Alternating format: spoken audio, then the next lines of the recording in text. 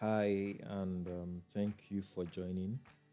My name is Nkem Eloagu, and today I would be showing you how you can set up email filters in Gmail. So, what exactly are email filters?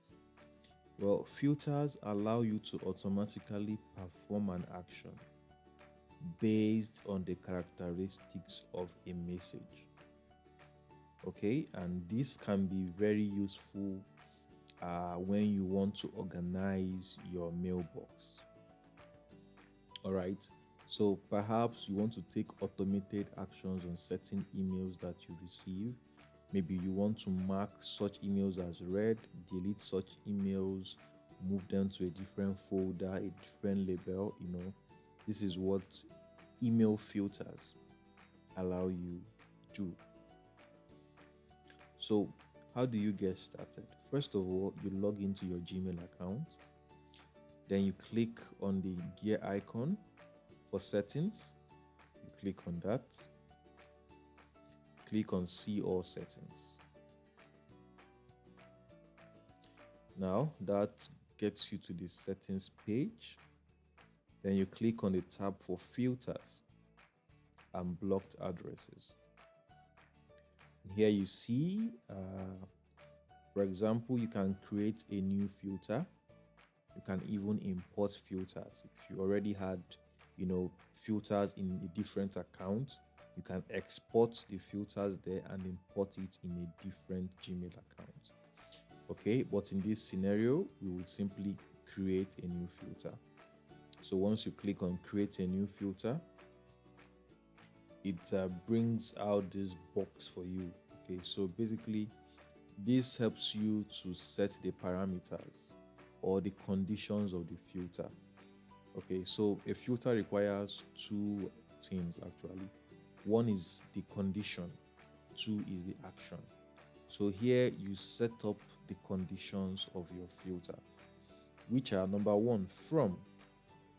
So who is the email coming from? Okay, so from, you can specify the from address. Two is the to, like the email address in the to field. Okay, you can specify to. For example, right, let's say I specify the from as in came 1111 at gmail.com. Okay, so let's assume I am using this as the from email address. So what that means is that this mail filter is going to apply to all emails that come from this email address. That is what it means. But what if I want to limit the scope of the condition? That means I don't want this to apply to all emails that come from this email address. Rather, I want to apply it to emails that come from this email address to my email address. Okay, and let's assume my email address is chisom111 at gmail.com. Now, this has further limited the scope of this email filter. Now, specifically, is going to apply to emails from this email address to my email address. Okay, but previously, if I had not selected the to email address, it means this would apply to all emails that come either to my email address, emails that was sent to someone else and I was in copy, either CC or the BCC field, or emails to a group that I am a member of, right? But by specifying the two email address, I have narrowed down the scope. You can further narrow down by subject. Okay, what are the subjects? Or what is the subject of the email? Has the words. Okay, so if the email has these keywords, then this filter should apply. Doesn't have, the size is greater than or less than, and then you select the size in either MB, kilobyte, or bytes. You can even check this if the email has an attachment.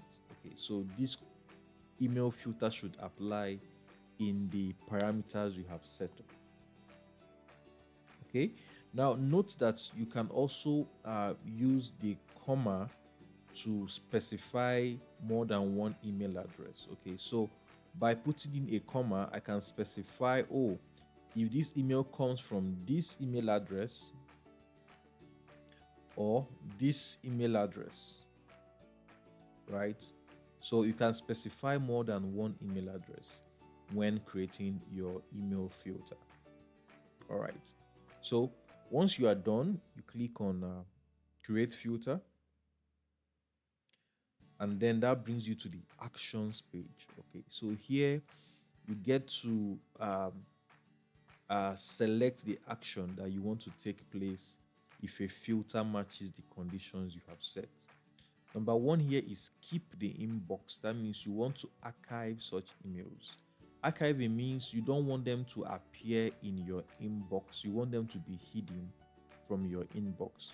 You can choose to mark such emails as read. That means immediately they are received in your mailbox, they should be marked as read. You can star such emails. You can apply a label, so you can choose an existing label or even create a new one. So let's say you create a new label and you can say, oh, this label should apply to such emails, right? Let's say we give it a label of confidential. So for emails that match the conditions we have set, we want it to have a label of confidential. Okay, you can choose to forward it, in which case you add the forwarding address. You can choose to delete it, never send it to spam. So perhaps there are emails that you receive and those emails are always going to the spam inbox or folder. You can come here and toggle this so that those emails do not go to spam. Mark it as important. Never mark it as important. Choose a category. Okay, and then also apply to.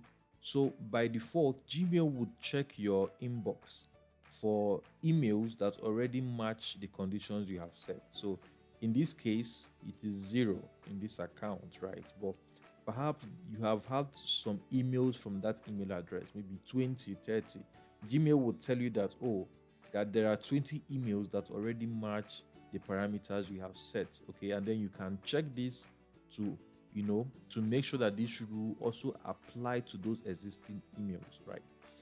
If you do not check this box, it means that the email filter would only apply to new emails that match the parameters you have set. Okay, but by checking this box, you ensure that the email filter would also apply to existing emails that match the parameters that you have set. And when you're done, you click on create filter. That will go ahead and create the filter. Now when we go back to the settings page, filters, you can see that the filter, it says your filter was created, and you can see it here. Okay, matches from this address to this address as attachments. These are the conditions, these are the actions. You should skip the inbox, mark as read, star it, apply the label confidential. Okay, so you see how easy that was. You can always edit. Okay, so perhaps you have a need to edit the email filter. You can always come back to that page and edit. You can also delete as well if need be. Okay, you can also check this and export. So perhaps you would like to use this email filter in a different account and you don't want to start all over to create the filter. You can just export it and import it in the new account that you want to use it. Okay, so I hope that was insightful and you found that enlightening. Please do like, share and subscribe to my channel for more videos like this. See you next time.